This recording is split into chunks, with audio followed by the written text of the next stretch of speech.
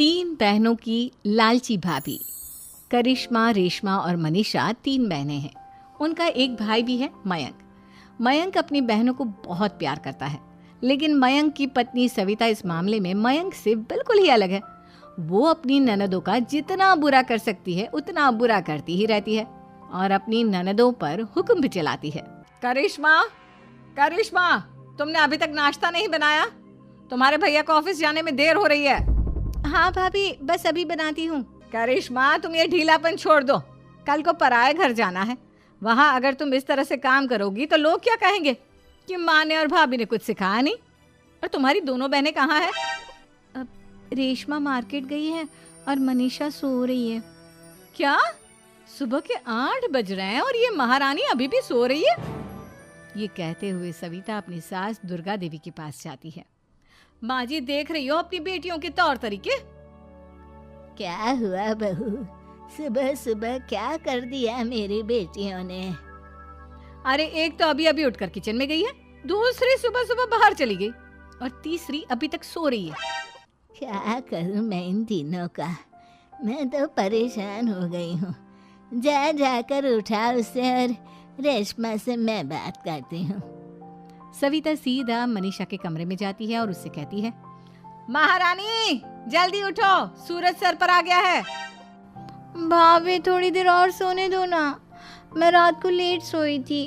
वो क्या ना, यूनिट टेस्ट चल रहे हैं। शराफत से उठती है या नहीं, या फिर पानी की भरी बाल्टी डालूं तेरे ऊपर? नहीं भाभी, मुझे बिस्तर में नहीं नहाना, उठती हूँ मैं। मनीषा जल्दी से उठकर बाथरूम में चली जाती है। सभी आराम से बैठकर नाश्ता कर रहे होते कि तभी रेशमा बाजार से हाथ में सामान लिए आ जाती है। रेशमा को देखते ही सविता उस पर बरस पड़ती है। लो, आ गई महारानी। ऐसा भी क्या सामान लाना था जो सुबह आंख मलते ही बाजार की तरफ रवाना हो गई? भाभी, कल आप ही तो चीख रही थी कि घर का सारा सामान मुझे ही लाना पड़ता है, घर में किसी को भी किसी काम से कोई लेना देना नहीं है। अब मैं बाजार जाकर सामान ले आई तो आपको इस बात से भी तकलीफ हो रही है? देख रही हो माँ जी, अपनी बेटी की जुबान कैंची से भी तेज चलती है। और मयंक, आप तो कुछ कहेंगे नहीं अपनी लाडली बहन को। रेशमा, अपनी भाभी से ऐसे बात नहीं करते। चलो माफी मांगो। भैया, मैं क्यों माफी मांगू? आप भाभी से बोलिए ना कि हम पर कम हुक्म चलाया करे। हम इस घर की बेटियां हैं और आपकी पत्नी की ननद है, नौकरानी नहीं। लो कर लो बात। इनकी भलाई के लिए कुछ भी बोलो तो इन्हें बुरा लग जाता है। इस घर में यही इज्जत है मेरी। देख लो माँ जी, आपकी बेटी किस लहजे में मुझसे बात कर रही है। सविता वहां से चली जाती है। मयंक को बहुत गुस्सा आता है, वो भी वहां से चला जाता है। फिर करिश्मा रेशमा को समझाती है। रेशमा, तुम्हें भाभी से माफी मांग लेनी चाहिए थी ना। लेकिन दीदी, मैंने कुछ किया ही नहीं, तो मैं माफी क्यों मांगू? हाँ करिश्मा दीदी, रेशमा दीदी जैसे ही घर में आई भाभी ही उन पर चिल्ला रही थी। हाँ, मैं मानती हूँ कि गलती भाभी की थी। मैं तो इसलिए बोल रही हूँ कि भाभी ने माँ को तो पूरी तरह अपने वश में कर लिया है। वो हमारी बात सुनती ही नहीं। मयंक भैया हमारे लिए हमेशा खड़े रहते हैं, इसलिए उनकी बात का मान तो तुम्हें रखना चाहिए था ना। कोई फायदा नहीं दीदी, कुछ दिनों की बात और है, भाभी उन्हें भी हमारे खिलाफ भड़का देंगी। फिर वो भी माँ की तरह हमारी किसी बात का विश्वास नहीं करेंगे। इसी तरह सविता अपनी तीनों ननदों को किसी न किसी बात पर परेशान करती रहती थी। एक दिन मयंक अपनी तीनों बहनों के लिए गिफ्ट लाया। क्या रेशमा, ये तुम्हारे लिए हार का सेट। रेशमा, तुम्हारे लिए सुंदर सी ड्रेस। और मनीषा, तुम्हें किताबें पसंद है ना, तुम्हारे लिए किताबें लाया हूँ। थैंक यू भैया। थैंक यू भैया। थैंक यू भैया। करिश्मा, तुम्हारा नेकलेस कितना सुंदर है। ये भैया कहाँ से ले आए होंगे? मैंने भैया को 3 दिन पहले फोन पर ये डिजाइन दिखाया था और आज भैया ये ले आए। सविता तो अपनी ननदों के गिफ्ट्स देखकर जल गई और करिश्मा का नेकलेस तो उसे भी बहुत पसंद आया था। अपनी बहनों के लिए कितना अच्छा नेकलेस लेकर आए हैं, मुझे कभी कोई गिफ्ट नहीं दिया। मैं आज ही ये हार चुरा लूंगी। रात में सविता करिश्मा का हार चुरा लेती है और इसी तरह उसे अपनी ननदों की जो भी चीज़ अच्छी लगती वो उसे मांगती नहीं, बल्कि रात के अंधेरे में चुरा लेती। इसी तरह दिन बीतते गए और सविता ने मयंक के दिल में भी उसकी बहनों के लिए नफरत पैदा कर दी। एक दिन मयंक ने करिश्मा और रेशमा के लिए रिश्ता देखा और ये बात उसने घर में सबको बताई। माँ, करिश्मा और रेशमा के लिए बहुत अच्छा रिश्ता आया है। वो लोग कल इन्हें देखने आ रहे हैं। आप और सविता मिलकर सारी तैयारी कर लेना।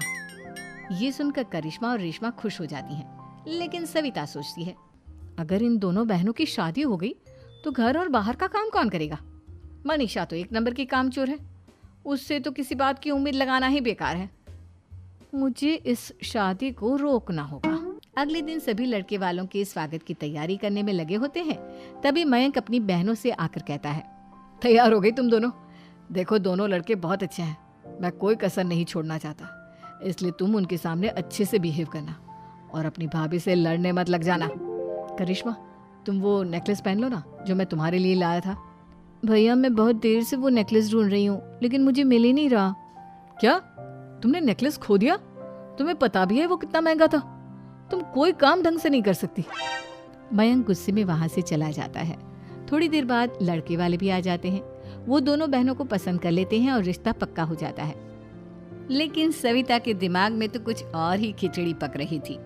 वो पंडित जी के पास करिश्मा की कुंडली लेकर जाती है और उन्हें पैसे देकर करिश्मा की कुंडली बदलवा देती है। जब लड़के वालों के पास करिश्मा की कुंडली जाती है तो वो दुर्गा को फोन करते हैं। बहन जी, हमने करिश्मा की कुंडली अपने पंडित जी को दिखाई थी। आपकी बेटी की कुंडली नहीं बल्कि दोषों का पिटारा है। देखिए, मैं और मेरे पति इन सब बातों में बहुत विश्वास करते हैं, इसलिए हम आपकी बेटी से अपने बेटे की शादी नहीं करा सकते। इस तरह करिश्मा का रिश्ता टूट जाता है और सभी घर वालों को बहुत दुख होता है। अब कविता सोचती है, चलो करिश्मा का तो रिश्ता टूट गया, अब रेशमा का भी रिश्ता तोड़ना है। क्या करूं? अब सविता आवाज बदलकर किसी अननोन नंबर से रेशमा के होने वाले ससुराल में फोन करती है। हेलो, मैं कौन हूँ कौन नहीं ये आपके लिए जानना ज़रूरी नहीं, बस इतना सुन लो कि रेशमा का 2 साल से किसी के साथ अफेयर चल रहा है। बस रेशमा का रिश्ता तोड़वाने के लिए सविता का इतना कहना काफी था। अब रेशमा का भी रिश्ता टूट गया। मयंक और दुर्गा देवी ने रेशमा को खूब खरी खोटी सुनाई और उससे बार बार उस लड़के के बारे में पूछने लगे। आप दोनों मुझे क्यों परेशान कर रहे हो? अरे कोई लड़का होगा मेरी लाइफ में तो मैं बताऊंगी ना, जब कोई है ही नहीं तो कहाँ से लाऊं मैं कोई लड़का? तो तेरे होने वाले ससुराल वालों को फोन किसने किया था?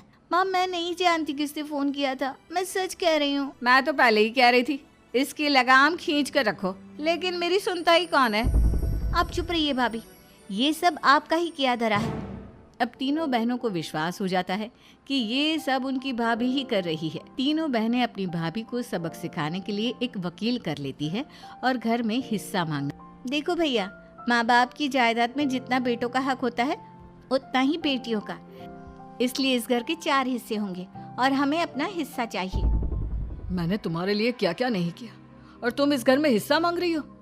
भैया, आप और माँ हम बहनों की कोई बात नहीं सुनते हो और भाभी हमारी शादी नहीं होने देगी क्योंकि उन्हें लगता है कि आप हमारी शादी में ज्यादा पैसा लगाओगे और उन्हें हम जैसी फ्री की नौकरानी कहाँ मिलेगी। तो हम भाभी के साथ तो रह नहीं सकते, हम बहनों को अपना हिस्सा चाहिए। अरे तुम्हें शर्म आनी चाहिए अपने भाभी पर ऐसा इल्जाम लगाते हुए। वो तुम्हारे बारे में कितना सोचती है। हाँ माँ, भाभी हमारे बारे में बहुत सोचती है, दिन रात बस यही सोचती रहती है कि किस तरह से अपनी तीनों ननदों को परेशान करूं और कभी मुझे पढ़ने भी नहीं देती। दोनों बहनों का रिश्ता भी तो इन्होंने ही तोड़वाया है और रात में हमारे कमरे में आकर हमारी चीजें भी चुराती हैं। इसी तरह सविता की तीनों ननदें अपनी बात पर अड़ी रही। अब कोर्ट में तारीख भी शुरू हो गई। जब सविता को लगा कि उसकी तीनों ननद इतनी आसानी से नहीं मानने वाली, तो उसने अपने पति और सास को सारी सच्चाई बता दी और अपनी तीनों ननद से माफी मांगी। मयंक और दुर्गा को भी अपनी गलती का एहसास हो गया। अब सविता खुद करिश्मा और रेशमा के लिए अच्छा रिश्ता ढूंढती है और उनकी शादी करवाती है।